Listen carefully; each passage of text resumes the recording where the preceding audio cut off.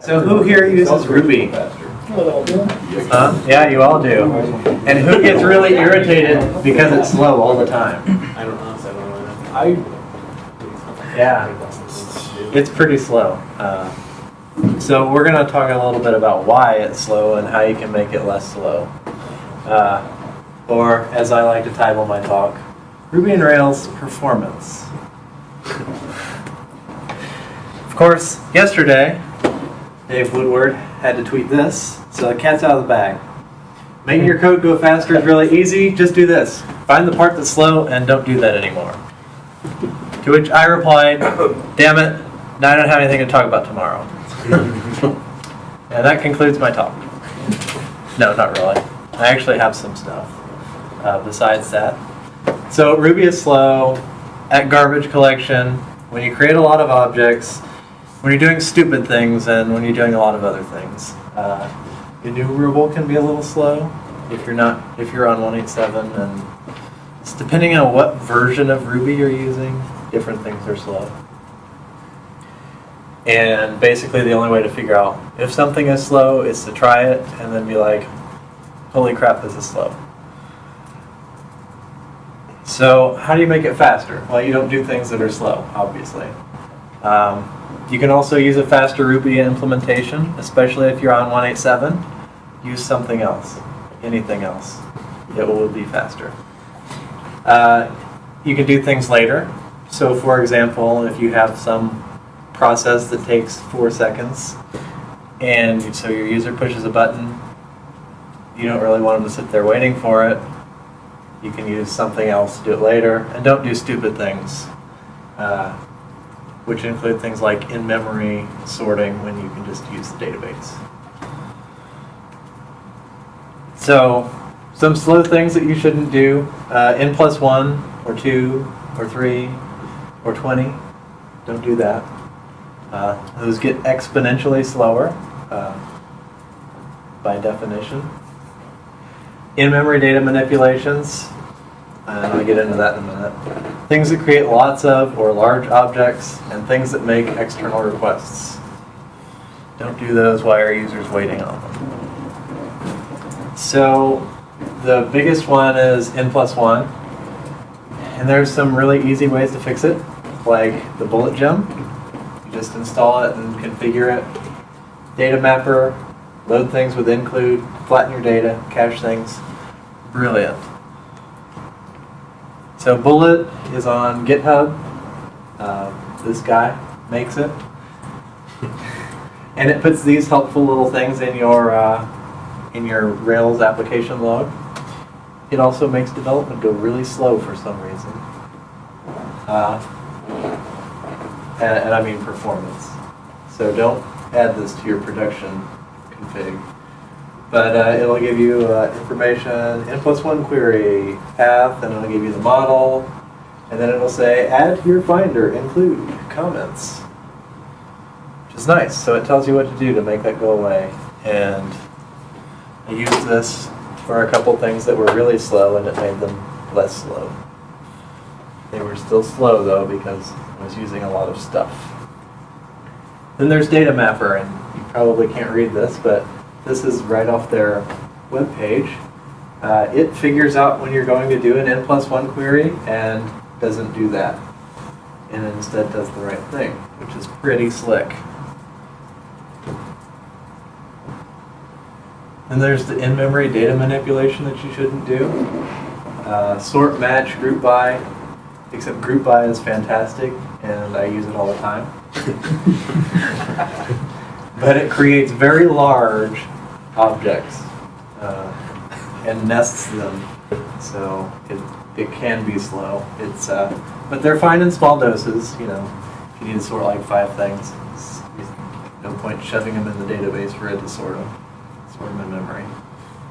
If you're doing match, you can use the equals tilde if you don't need the match data.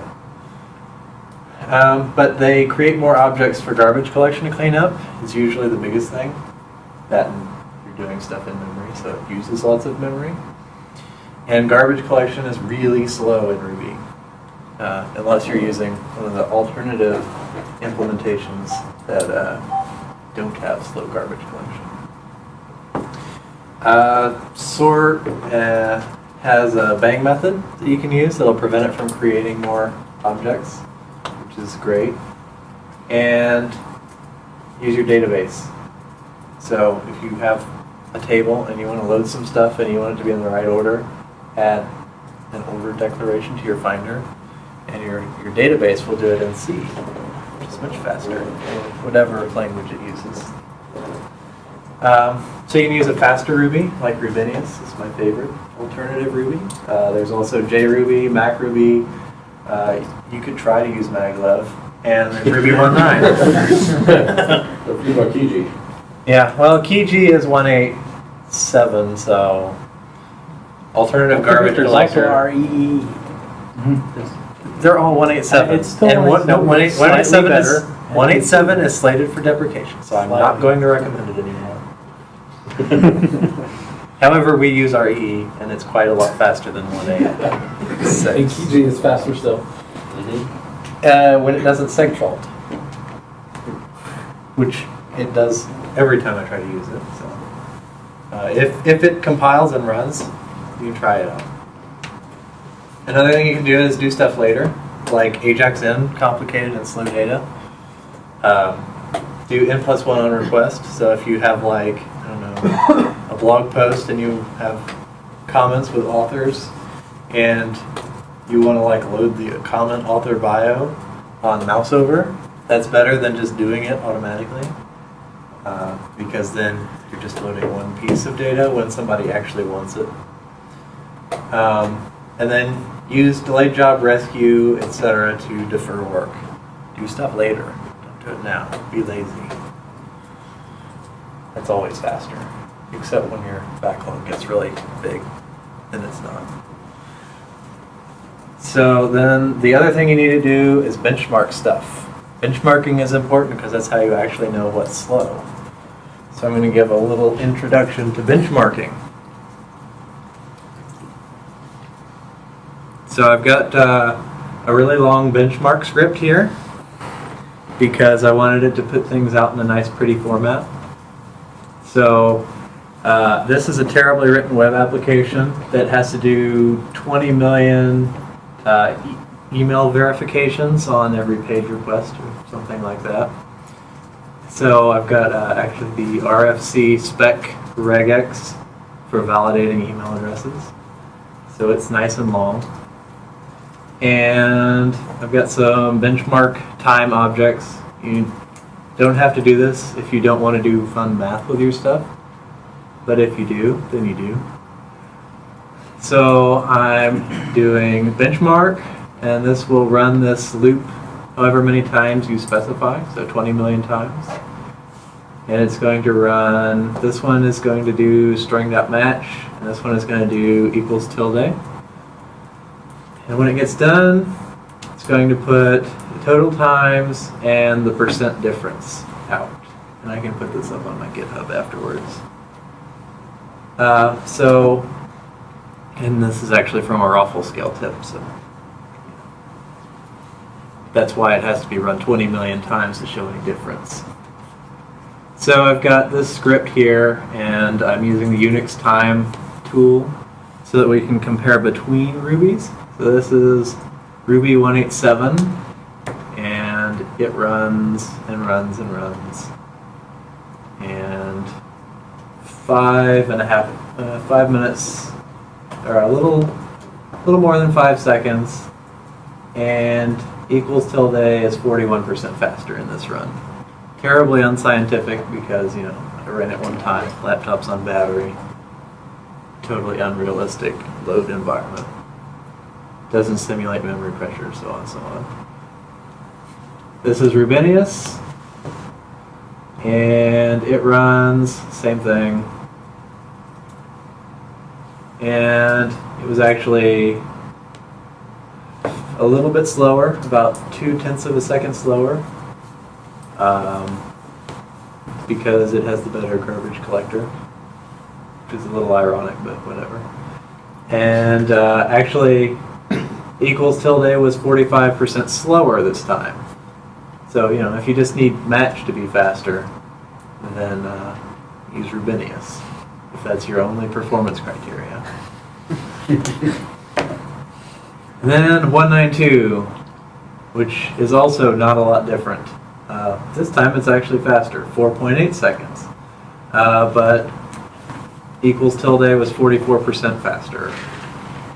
So you can see across rubies, you know, like 0.4 of a second total difference, 20 million iterations. Don't hunt down all your matches and change them to equals tilde. Not a very big win. But if you have something that you think is slow and you come up with another way to do it, this way you can actually come up with a quantitative, this is fast.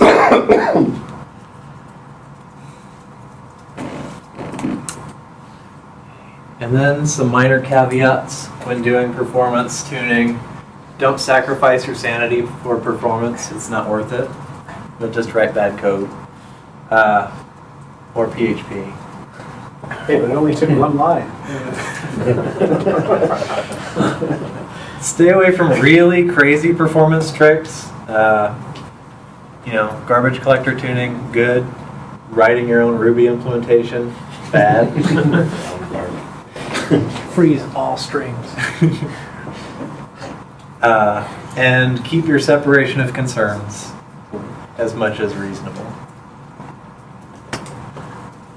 Are you done with your presentation? I am. Okay, good. I was going to ask a question. Can you describe a little bit a delayed job? So delayed job is awesome because it uses your existing database configuration. You create a table for jobs of stuff that you want to do later. And you just call your method, but you add .delay before your last method call. And it will serialize your parameters, stick it in that database table, and then you have a delayed job worker that comes and runs it in a separate process. And is that delayed job worker, is that scheduled to run on a regular interval, or does it kick off just a separate thread whenever? So there's a lot of ways you can do it. You know, we use it here, and we just have it running all the time, and it'll just sit and pull the table. You're like, is there anything for me to do? And that lets us, we have 3 workers, so when we do a certain action, it throws 280 jobs in the queue, and then they all work on them. Which is pretty crazy, but it works.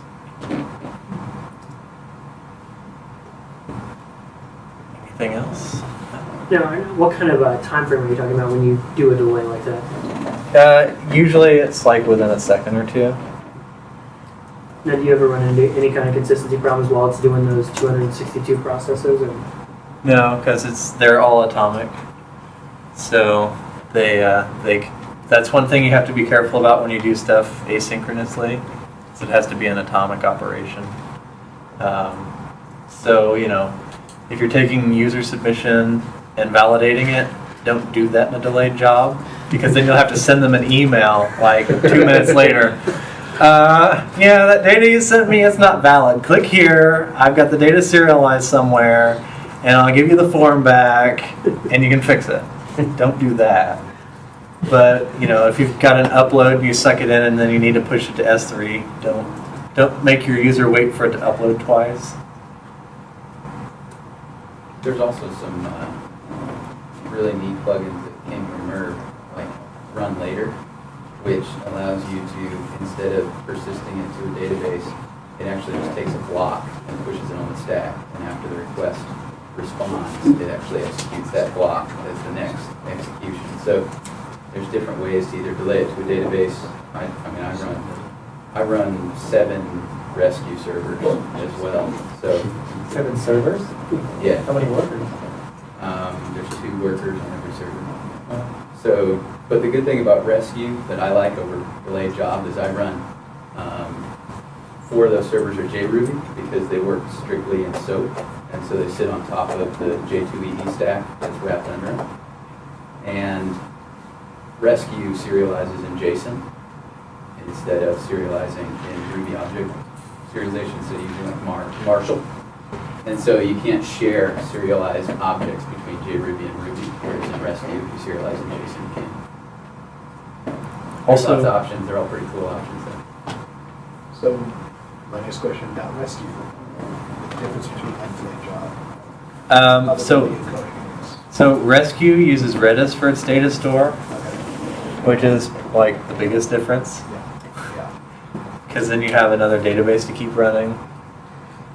So, you know, if you have a case like he does where it makes So it's really sense. just like location, I mean, like it's not gonna use your consistent database connection, we'll use Redis, like keep it related, right? Like, basically, Yeah. Not fast. Yeah. Okay. Well, So- in theory, then that also separates your database, well, performance, I guess. So if your Yeah. if your main database is taking lots of reads or writes, throwing Just into a separate database. So when we shove 200 and some jobs into our delayed job, it kind of causes a little blip on the database performance.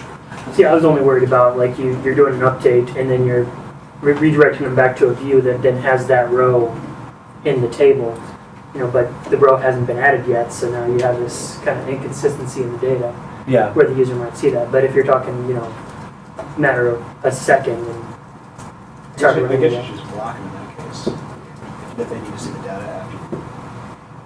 Like, We have a page that does that, and it just has a meta refresh and a spinner at the top that says we're still populating this. Yeah, I guess it could pull. That's one way of doing it. Rescue was actually born out of GitHub because they were crashing their database pretty hard and they were running delayed job off. And so they wanted to take that load off of their user database. Yeah. Load over there. It's really cool. And I think Rescue has a little nicer API. But yeah. So you call it the same way, just like rescue, that's available in any method? Or is it like block, you call it out? This is So you call it on a method, and it kind of, like delayed job, you gotta be careful about how much stuff you serialize. Because if you like take a whole, like if you let your users submit an HTML blob from Word and try and shove it into a delayed job thing, it'll run out of room and it'll just truncate it, but it won't say anything. Did you find that out the hard way? Well, that's cute. So yeah, it does some weird stuff. So you need to, generally I try to just give delayed job an ID. Like, do this on this record. And you can, I believe you can point it at a separate database with active record. So you can do a little performance isolation that way too, Yeah, that's interesting. if you're like in a pinch. There's also a Mongo fork of Rescue that I haven't mentioned in a few months, but that's a thing you can do that we wrote, and somebody else's fork is now the best fork to use, but it's out there. I wouldn't start using Mongo just to get that. Redis is definitely easier to get running, but if you're already using Mongo for something, it's there. All right.